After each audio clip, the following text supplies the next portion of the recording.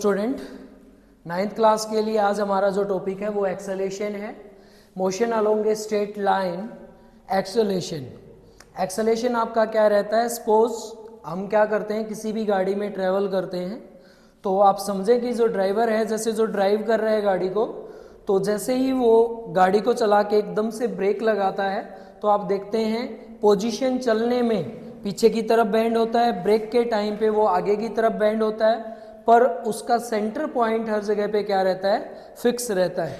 चाहे वो किसी कर्व रोड से बेंड करता है, चाहे वो कर्व रोड से लेफ्ट साइड बेंड करे या राइट साइड बेंड करता है, आप हर पोजीशन पे देखेंगे कि बॉडी का अपर पार्ट बेंड होता है, साथ में लोअर पार्ट भी बेंड होता है, पर सेंटर पॉइंट उसका फिक्स रहता है। समझिए एक्सेलेरेशन क्या होता है। एक्सेलेरेशन आपकी एक ऐसी वेक्टर क्वांटिटी है जो आपको किसी भी वेलोसिटी को चेंज होने से मिलती है। वेलोसिटी के लिए फॉर्मूला एसआई यूनिट जो रहती है वो मीटर पर सेकंड रहती है। फॉर्मूला जो रहता है acceleration is equal to change in velocity by change in time. तो यहाँ आपका एक्सेलेरेशन का फॉर्मूला रहता है। वेलोसिटी को दो तरह से चेंज किया जाता है, final velocity minus initial velocity, change in time final time minus में इनिशियल टाइम। आइए इसको हम एक एग्जांपल से समझते हैं कि एक्सेलेरेशन किस तरह से काम करता है। सपोज एक पर्सन है जो कांस्टेंट वेलोसिटी से दौड़ रहा है, क्या ये एक्सेलेरेशन है? तो हम बोलेंगे ये एक्सेलेरेशन नहीं है। क्यों नहीं है? बिकॉज जो वेलोसिटी है वो कांस्टेंट है। अभी हमें ये नहीं मिला है कि वेलोसिटी उसकी किस पोजीशन पे थी। अगर कोई बंदा जब चलता है उसकी इनिशियल पोजीशन हमें पता हो और जब वो फाइनल पहुंच जाता है वो फाइनल पोजीशन हमें pता हो, उसके कंपैरिजन में जो हमारे पास वेलोसिटी का कंपैरिजन आएगा वो एक्सेलेरेशन ड्राइव करेगा, उसको हम बोलेंगे एक्सेलेरेशन। तो यहाँ पे हम बोल सकते हैं कि कोई भी पर्सन इनिशियल टू फाइनल अगर हो जाता है उसके कंपैरिजन में जो निकलेगा उसको हम बोलेंगे एक्सेलेरेशन। आइए वैल्यू के साथ समझते हैं। एक बंदा है जो अब 4 मीटर पर सेकंड की वेलोसिटी से दौड़ रहा है, तो क्या ये एक्सेलेरेशन है? हाँ, ये एक्सेलेरेशन है, क्योंकि अब वेलोसिटी जो है आपकी वो एक वेक्टर क्वांटिटी रिप्रेजेंट करती है, मींस डायरेक्शन के साथ है, और डायरेक्शन में वेलोसिटी जो डायरेक्शन देती है उसी से हमें एक्सेलेरेशन डिफाइन किया जा सकता है। या फिर हम ये कह सकते हैं कि इस वेलोसिटी में पोजीशन चेंज होती रहती है इनिशियल से फाइनल तक। तो आइए निकालते हैं हम। मान लीजिए रेस्ट पे है जो इसकी इनिशियल पोजीशन है और 5 सेकंड के बाद इसकी वेलोसिटी 5 मीटर पर सेकंड हो गई है।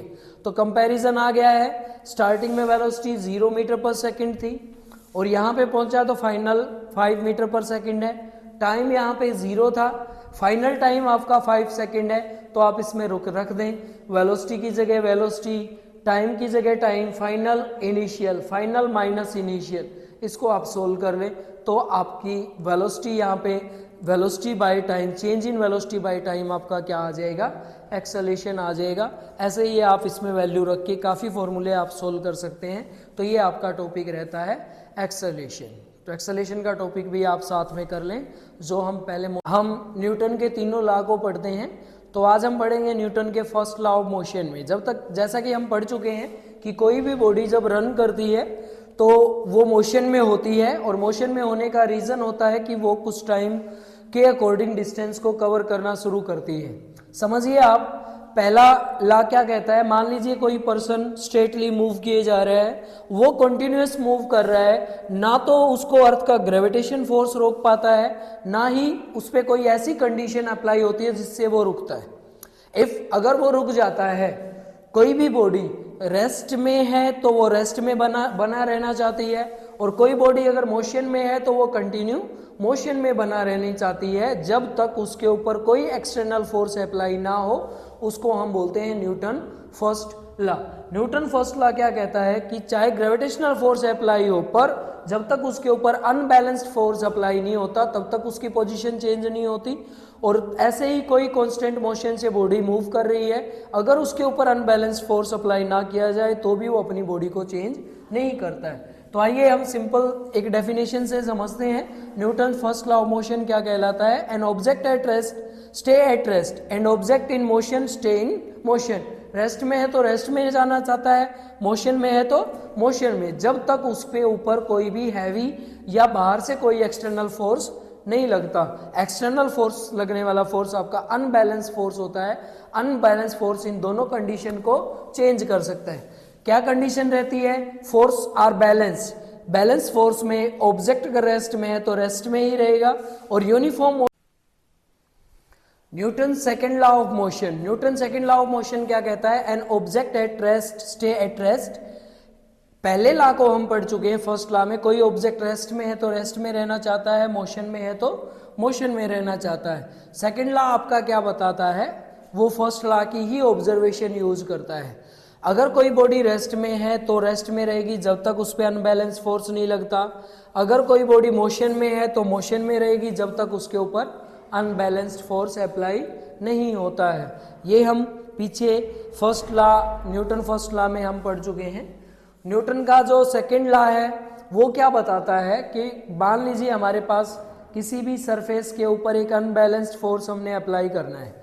अनबैलेंस फोर्स क्या होता है? कोई भी एक एक्सटर्नल फोर्स जो एक्सेलेरेशन ड्यू टू ग्रेविटी के अपोजिट में काम करके उस बॉडी के ऊपर एक इफेक्ट डालता है, जिससे उसकी पोजीशन क्या हो जाती है?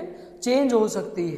तो उसके कुछ फैक्टर रहते हैं जिसमें एक्सेलेरेशन में रेगुलरली क्या आता रहता है? चेंज आता रहता है। जैसे कि हम एक्सेलेरेशन के टॉपिक में पढ़ते हैं, एक्सेलेरेशन तब वर्क में होता है जब वेलोसिटी रेगुलरली क्या होती रहे? चेंज होती रहे। ठीक है, जैसे हमारे पास नेट फोर्स की कुछ यूनिट दी गई है, इधर हमारे पास एक्सेलेरेशन हमें फाइंड करना है। तो नेट फोर्स की जब यूनिट हमारे पास हो तो वहां पे जो फोर्स कम है एक्सेलेरेशन कम रहेगा, फोर्स ज़्यादा है तो मीन्स एक्सेलेरेशन भी आपका क्या रहेगा? ज़्यादा रहेगा। इसमें मास बॉडी का कांस्टेंट रहता है, वो चेंज नहीं हो पाता है। ठीक है, तो पहले फैक्टर के लिए हम ये पढ़ते हैं जिसमें हम किसी भी पोजीशन को चेंज करके क्या क्या अप्लाई कर सकते हैं। सपोज हमारे पास ये 3 kg हमने यहाँ पे वो रखी है बुक जो 10 यूनिट फोर्स अप्लाई करती हैं। इधर हमने 5 kg रखी है जिसके ऊपर हमने 10 यूनिट जो है वो फोर्स अप्लाई किया गया है। तो आप देखेंगे ये वाली बॉडी ज़्यादा एक्सेलेरेशन कर पाई है इस वाली बॉडी के कंपैरिजन में। रीज़न क्या था? जितना हम फोर्स अप्लाई करते हैं, फोर्स के अप्लाई करने से आपके इफेक्ट किस चीज़ के ऊपर पड़ता है? वो एक्सेलेरेशन चेंज होने के ऊपर इफेक्ट पड़ता है। इसी इफेक्ट को हम पढ़ते हैं न्यूटन के सेकंड लॉ में। Change in linear momentum rate change with time is called Newton second law. तो एक्सेलेरेशन में इसमें चेंज आता है। Acceleration is equal to force upon में मास। जो नेट फोर्स है अगर हम इसको चेंज करेंगे तो हमारे चेंज करने से एक्सेलेरेशन रेगुलर चेंज होता रहेगा। एम को आप इस तरफ ले जाएं, फोर्स इज इक्वल टू क्या हो जाएगा? मास इनटू में एक्सेलेरेशन। ये जो हमारे पास लॉ मिलता है इसको बोलते हैं एक्चुअल लॉ ऑफ न्यूटन, जिसकी यूनिट क्या रहती है हमारे पास? मास इनटू में एक्सेलेरेशन है, मास की यूनिट किलोग्राम रहेगी, एक्सेलेरेशन की यूनिट रहती है मीटर पर सेकेंड। 1 न्यूटन क्या एक्सप्लेन करता है? 1 न्यूटन ये बताना चाहता है कि 1 किलोग्राम मास के ऊपर फोर्स जब हम लगाते हैं तो वो बॉडी एक्सेलरेट जब होती है तो 1 मीटर 1 सेकेंड स्क्वायर के अंदर एक्सेलरेट होती है। तो हम लिखेंगे 1 न्यूटन इज। नेक्स्ट है हमारा Newton third law of motion. Every action is equal to every reaction. Force on the table, force on the object means हमने इस बॉल को जब टेबल पे डाला तो ये बॉल टेबल के ऊपर फोर्स अप्लाई करती है। ऐसे ही जो ये ऑब्जेक्ट है मीन्स टेबल जो है इस ऑब्जेक्ट के ऊपर क्या करता है? फोर्स अप्लाई करता है। तो यहाँ पे हम क्या देखते हैं कि ऊपर से हमने जो फोर्स लगाया उसी के अपोजिट में टेबल ने भी एक वर्क किया जिसमें उसी के इक्वल अपोजिट फोर्स अप्लाई किया गया है।